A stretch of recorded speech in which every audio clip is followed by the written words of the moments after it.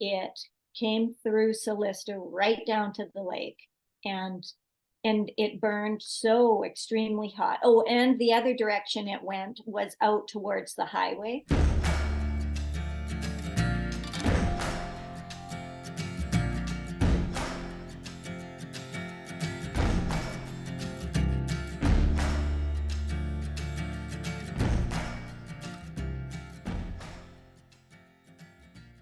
Last week, you got to see us having an amazing time with our friends Corey and Denise on the Shuswap Lake in British Columbia. And it was truly one of our favorite weekends of the whole summer. And on that video, you saw the beginnings of a fire. And this was a problem all over British Columbia the entire summer, really all of Canada. Even in the States, we suffered from some of the smoke that came into the States that caused a lot of trouble for people as well. But little could we have ever imagined what that fire was going to turn into. It actually caught up with another fire and turned into a massive event. And during that time, we were communicating with Denise and Corey, terrified for them. They did have to leave their home. They weren't sure if it was still standing. They lost a great deal of their hometown of many years, and they knew a lot of people that were deeply impacted. So we thought it might be helpful to the rest of us who didn't have to live through this to get to experience it firsthand through their story. Hey guys, Hey, how you doing? Good. we're getting better all the time. Good. Good to see Good. you well and in your house. That's good. Yes, Yes. yes, here we We are. are. We are at the lake. Yeah, it's been a rough summer here. Mhm. You know, it's not unusual here in British Columbia, especially in years of late, for the province to be lighting up. Smoke is often a problem. Smoke can be a sometimes. problem, you know, but the smoke is kind of over the years. It comes, it goes. You Yeah. never know. Depends which way the wind's blowing, and we've always known we were at risk. I don't think we ever imagined how at risk. Well, I remember one morning we were talking at breakfast and about the smoke, and you guys were talking like, "Oh, this is normal." We like really no worries at that point. We had no idea, or you had no idea what was about to happen to you guys. Absolutely. Well, smoke can travel a long ways too. I mean, you can get smoke in California that comes this far, right? It just happened that there was a fire 30 miles from us. And again, it depended on which way the wind was blowing, whether we had smoke here or not. And it was probably going for a month before it became a fire of real concern. Wow. We thought we'd kind of explain it to you in some general terms and then in some more specific personal terms. Great. In that, Perfect. the fire had been going some distance from us, but still nearby for weeks. Yeah, I think it was about 5 weeks. Yeah, it had been going for weeks, and we knew that our neighboring community had been impacted. That would be in the Adams Lake area. We knew that they were being impacted, and just to give a little geographical perspective, there's only one road in from the highway through our communities. So that's always an issue. And we were concerned that what was happening over there could at some point maybe affect the highway, which would then, you know, Impact our Our- coming and going, yes. right? So that was sort of the concern that was kind of in the back of our minds. We never thought it would get to the point that it did. And so that point is, it started to, the fire, because the fire was not managed at an early stage. That is the basic, biggest problem that happened. It was not managed at an early stage. It grew and grew. Other areas in British Columbia also started to catch fire, so resources were moved away from this fire to those fires. Not angry at anybody, we all needed help. But the removal of those resources allowed the fire to grow even bigger. Oh. And then BC Wildfire Service, in all of their wisdom, made some decisions that they called it a planned aerial ignition. So anybody who knows fires, what that is that they go up in helicopters and they light the forest on fire that isn't burning, with a plan that the winds will blow what they've lit back into the existing fire, burning out existing fuel and stopping the fire. Oh, I see. That, theory- okay, The theory The is theory good. is good. The problem understood. that day that there were predicted very high winds Oh, Coming the other way. going in the wrong direction. And they went ahead with this aerial ignition.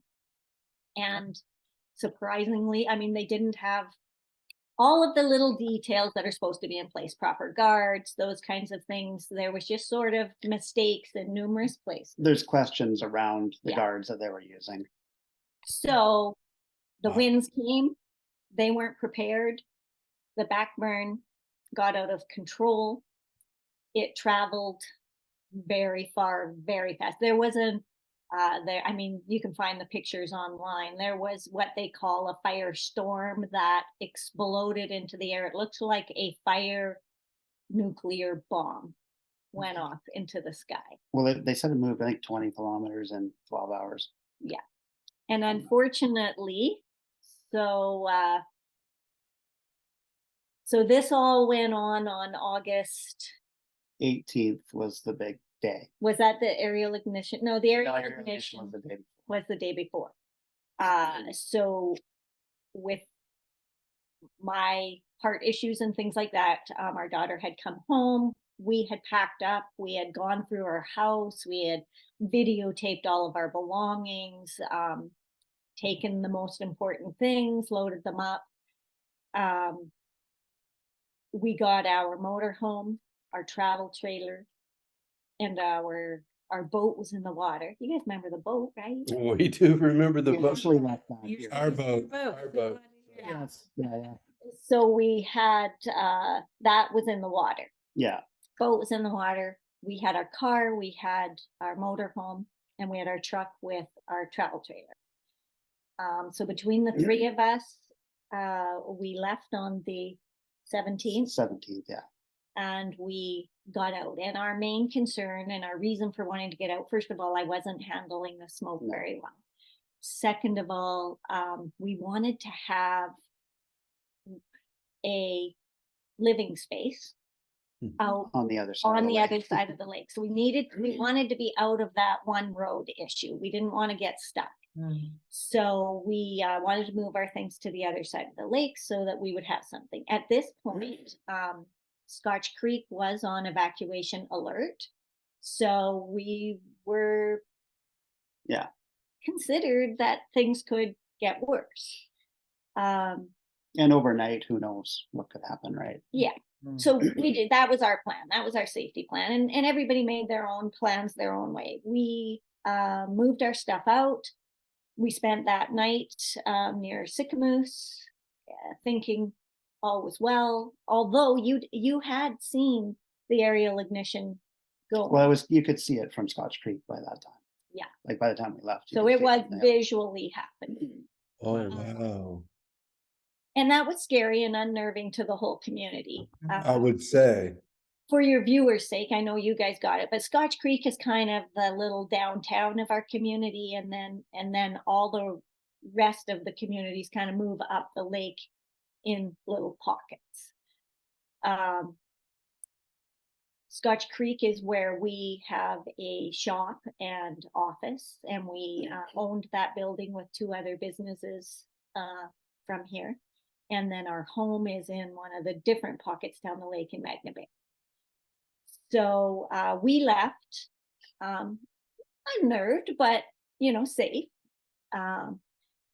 And then it traveled over that next 12 hours and came through Scotch Creek.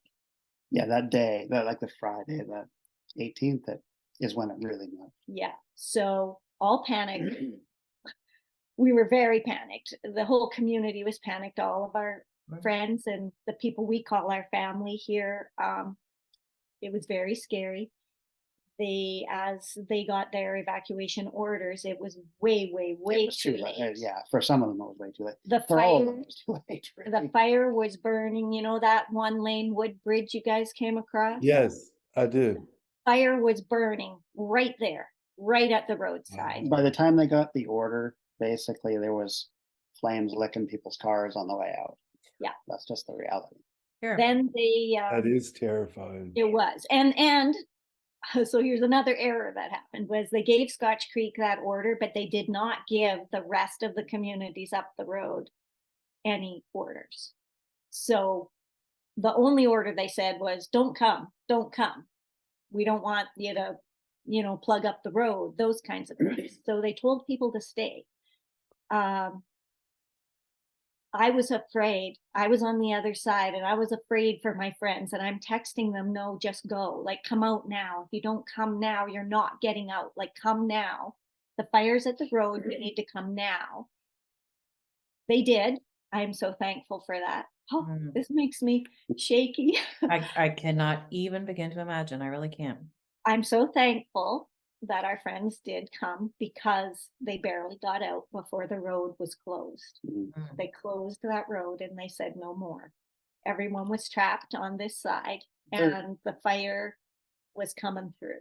To paint the picture, and maybe you could tell us how long, it's a 2-lane road along the lake. So you have lake on one side and woods on the other side. So it is a very small road Mhm. all the way down the lake, correct?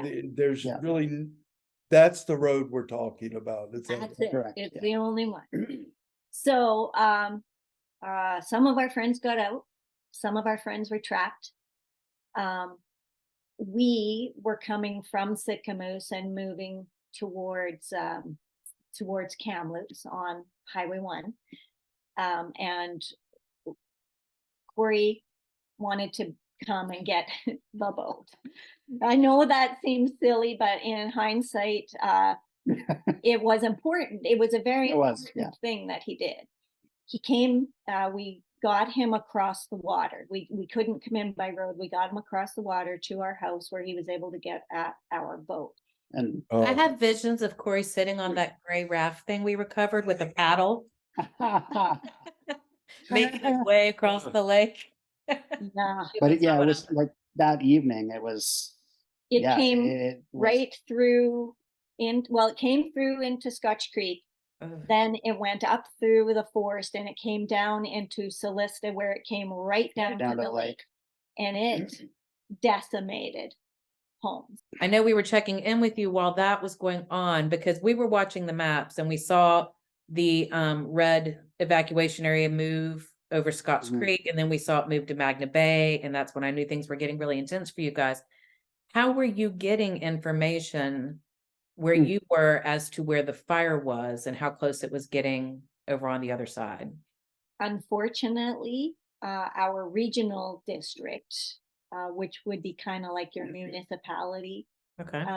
was not giving any information. We had no information, so it was going rampant on Facebook, which, as y'all know, Yeah, there was a lot of misinformation on ton Facebook. of misinformation. Ended up not being true, and a lot of Yeah. the things that they said, like the school burnt and the this and whatnot, and it didn't. Oh, thank God. So there was a lot of misinformation. So it was that just intensified the scariness of it all. So what ended up happening, like we said, it went through Scotch Creek, it came through Solista right down to the lake, and it burned so extremely hot. Oh, and the other direction it went was out towards the highway. Mhm. So there is a gas station out there. As you approach the highway, all of that was exploding, and it was extremely dramatic. All of Highway 1 had to be closed. Mhm. And was burnt onto the other side of Highway 1. We did. I remember jumped- we saw footage of that. That was just shocking to see. And then, like the First Nations Reserve a lot of that got wiped out. Yeah. Oh, Jumped the lake, then went over to Sorrento, was burning over there. So Corey did manage to get in, get the boat, but of course, by the time he got the boat out to the other side of the lake, the You road had couldn't been get to camp. closed. So the evacuation, my evacuation order officially came to me at 8:30 that night. After Courtney and I had made it into Kamloops and we were settled in a campground. It was just ridiculous that I was getting an evacuation order at that time because I knew already that my community had been decimated by this. oh, Um, Not where we live. No, this- but this the- kind of the rest, I mean, our town, our everything else. As Corey, we learned after the fact, as Corey was leaving, he could see the wind shifting. Oh, yeah, it definitely had, like the fire had stopped moving in the direction that it was, And that's what saved our home. which, yeah, oh, and many people's homes. Many people's Yeah. homes. So yes, the wind shifted at that point and went back on itself. So the fire did not come to, it did come into up the hill behind in Magna Bay. It did not come down to the lake in Magna Bay. Therefore, our place was spared. Mhm. So we're Wow. thankful. Now, I know we were checking in throughout that, and at one point, Corey, you went to help fight the fires. Yeah, I'm to help put them out. Yeah, after Of the course you big did. That's what I fire. told That's- Denise. You know what? Yes, That's of course you did. you talk about the sense of community. That is this community. Like that is, if people hadn't stepped up and put these fires out, and there's like this is a community that I don't know where else. There's very few places you would find this sense of community where people actually take action Mm. and don't just think of themselves, but go and do what needs to be done, regardless of, they're not thinking about, am I going to get compensated for this, or am I going to get sued for doing this? You see a problem and you deal with it, and that's what this community does. And the sense of community that you guys saw was amplified during this time. Like it literally was. It was just the time that I came back, and we brought tanks over, we brought pumps over, and we got some trucks going, some extra. There was already a lot of trucks going, community trucks going. BC Forest, I know they had a lot going on, Wildfire, but they weren't where we were. We were not in the way of anything because there was nothing going on other than what we were doing. In the 5 days that I was out there, I saw one BC Wildfire truck, no air support, nobody on the ground during that time. Now I know they were busy doing other things, but if we weren't there, if the community wasn't there doing this, nobody would have been. And the devastation would have been amplified dramatically. Absolutely. Now, where do you all think that rub came from? Because that's with us not being from there and us not being part of your community. That was something that I know emotions must be running incredibly high as they are in any tragic situation. Yeah. But what was fueling that sense of tug of war between the Well, local and the authorities? the original problem came when the back burn went wrong. Mhm. It is the policy, and I'm not against it. It is the policy of BC Wildfire that when it gets out of control and becomes unsafe, they pull their people. They keep Okay. their people safe, Sure. which I understand. Sure. The only problem was while they were pulling their people and keeping their people safe, our regional district was trapping us here. So now we were trapped among a fire that we had no control over and no support to fight. That's where the original headbutting Sure. took. Yeah. So in that situation, the community members who are ranchers, loggers, business people, people with vested interests, people with tons of equipment. Yeah, there's a lot of talented people in that genre here. Yeah, Like, and they're there is. completely capable, and they were fighting. They were out there, they were building guards, they were using their personal equipment, they were using their personal resources, and nobody was asking for anything in return. They were just out there doing what they had to do to protect themselves and their neighbors. Then that was considered defying, Unlawful. because it's defying an evacuation order. Wow. So it was in some great politician's wisdom to bring the police in, and they brought them in hard and they brought them in heavy, and they locked us down. And I say us because I am a member of the community. I was not here for that. Corey was. Yeah. But they locked us in. They had spike belts down on the road, Oh my gosh. trying to stop movement of the locals that were here doing the work. They did it under the guise of stopping looting. I'm not going to say that there wasn't, excuse me. I'm not going to say that there wasn't things moved around or that shouldn't have been, Mhm. but people were not looting. And I swear to God, in this community, if you were a looter, you would way rather the cops get you than one of them. Well, As you were saying that, I was that's thinking what I was about that. thinking Like, too. that would be really hard to run into everyone again, you know, hopefully a month down the road or so when things start to return to a more normal situation and be like, yeah, I saw that. Yeah. Well, So, and and the people it here just were doesn't not- play with, you've got people trying to put the fire out, and then what, after they fight the fire, they go to house to loot, like it doesn't make, that makes no sense whatsoever. So in reality, the people here were doing the job that BC Wildfire should have been doing, that our regional district should have been doing, that RCMP resources should not have been here. In the, wasting- in the level that they were. Right. And they should be here, Absolutely. sure, but Understand. not, They didn't need to be stopping pickups with hoses and tanks and equipment. They should have been stopping someone who maybe was suspicious and hauling around, people's stuff, which Right. wasn't even happening, right? That's where they were really harassing people that were just out there trying to, make this a better situation. And then they stopped as the days progressed.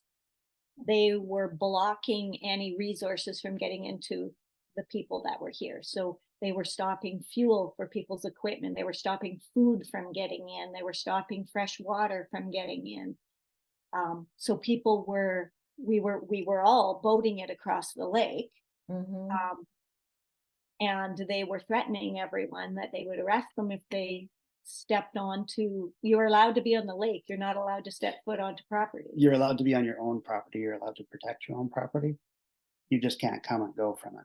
We It were in a just sounds fortunate so position. counterproductive It does. to waste resources at a time where resources were so sparse.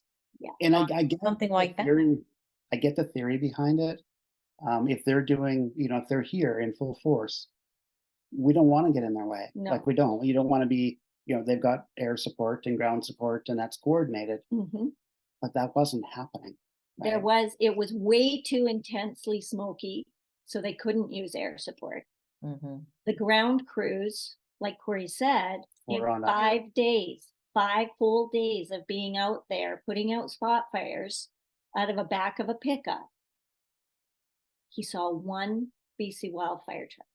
And that's when in the area we were working in. I don't know what it was like in Scotch Creek. Yeah. Or, in this area, I do want to mention too, though, that the volunteer fire departments that are made up of our community members and are Mhm. here, they were working constantly, Yeah, absolutely. offering Yeah. every last resource they had and trying very hard to bridge the gap between BC Wildfire and the Yeah. locals. They worked very hard. Yeah, we were offered our tanks to get filled up by them a number of times. I just wanted to keep people moving, right? Keep Yeah. progress happening. So that was where all the animosity, the headbutting, the anger, all of that came from. Eventually, air support arrived and things started to get better. Thank goodness. Yeah. And the How long fire, were you out of your house before you could? I don't remember how long. It was several weeks, wasn't it? The evacuation order, I think it was for about 19 days that Okay. we were not allowed to be here.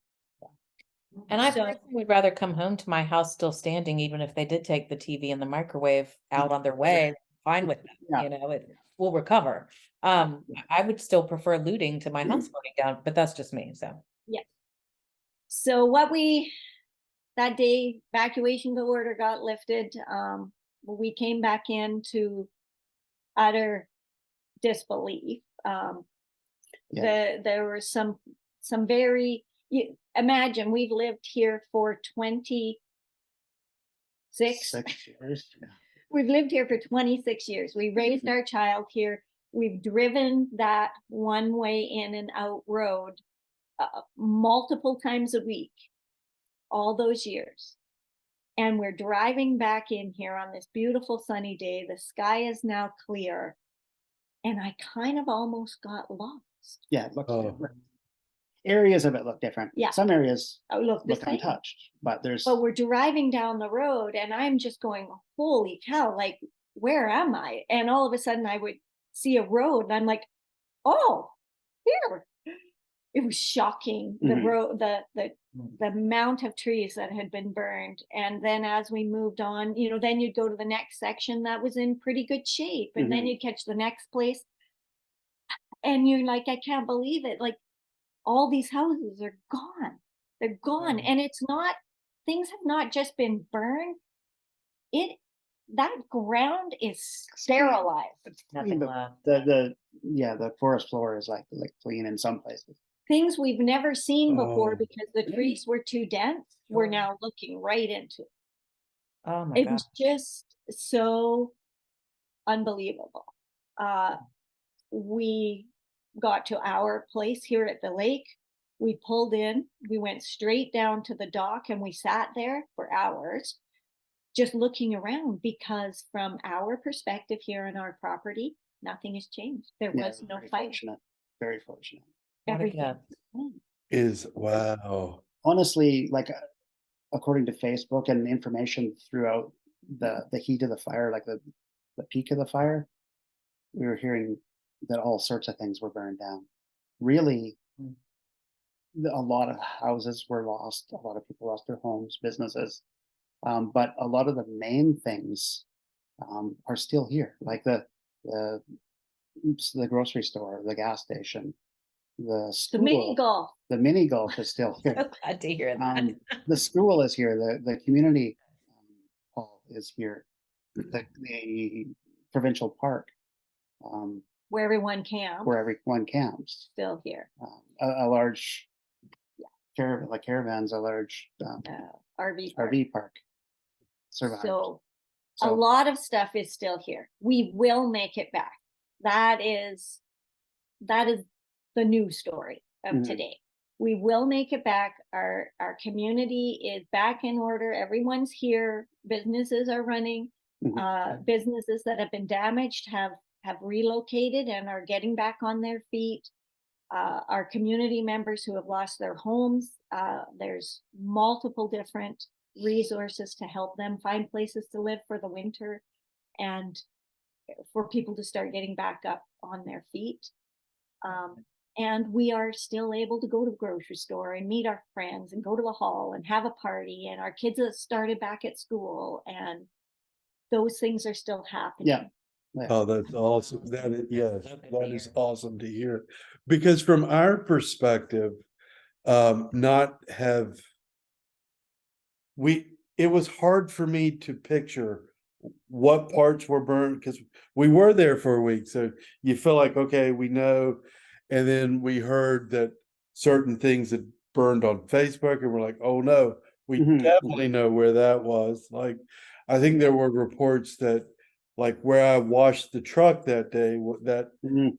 ball field and everything. So to me, it was so hard to mentally grasp what had burned and what hadn't burned. Yeah. So, Well, that area is still good. Unfortunately, fortunately, a great deal of Scotch Creek did well. Unfortunately, our personal shop and office that in a building that we owned with two other businesses was flattened, Obliterated. completely gone. And what's that look like? Will you rebuild? Um, It's an it's option, an option. but we um, probably won't be part of it. I think probably a lot of people are finding because of massive inflation, really, that Mm. insurance, a lot of people I think were underinsured. We were to a certain Sure. degree. It's hard to keep up with So to inflation. rebuild something as significant as what was there is it's not all going to be covered. So we're going to figure that out. And the businesses that were there will probably may do something different than what we do. Things are gonna look different. It'll look moving different, forward. but it's going to work, Mhm. right? But in Scotch Creek, the areas that were devastated were kind of in a pocket. It was like the fire was coming and jumped over a bunch of stuff and burned. And It kind of cut a line through. yeah, Like tornado damage does. Mhm. Kind of, yeah. it's It's just, bizarre how it hits some things and misses another. Like we had a yeah, metal clad building, right? with Metal no siding, trees. metal roof, and other completely steel buildings got destroyed. Yet some fabric tents next door. wouldn't, Need it. right? Wow. That's amazing. Even that's the fence. We had a wood fence outside of our building. yeah, That was still that there. survived. Yet aluminum Wow. docks that were built were melted in our parking lot, right? Like Oh completely. my gosh. Yeah. So those kinds of things are really difficult, Mhm. really difficult.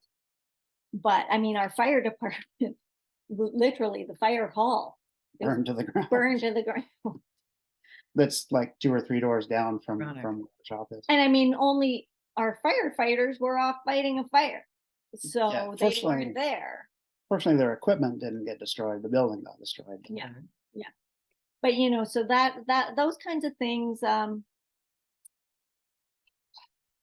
happen. If there's anything that we can say through the trials that we've had in the past few years, you get knocked down and you get back up. Mhm. What other choice do you have? You were right about that. Yeah, you don't. And you all do it better than most. You do better. at the You're bottom. very resilient stock. You're very inspiring, that's for Yes. sure. So Yes. Right. You all I think our definitely do. community is inspiring, to be honest. I Like, do too. I'm proud to be here. Very. Honestly. Yeah. We live in a You great really, you are blessed in where you landed. You really are, for sure. We've lived so many different places too. yes. And we've lived in areas where we had great neighbors and not great neighbors, but that sense of community is, you have to go back in time to find it, I think. I for the agree. place. Sure. Totally. So we're Yeah, very we proud feel of our community.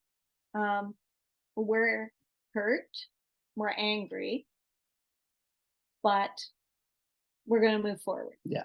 We have to move forward. We hope that some things will come of this. Maybe there can be some investigation, there can be some learning, there can be some changes made. And I mean, those are the things we hope for. Like all this devastation can't be lost. Or repeated, right? Like without an effort to change it. Yeah.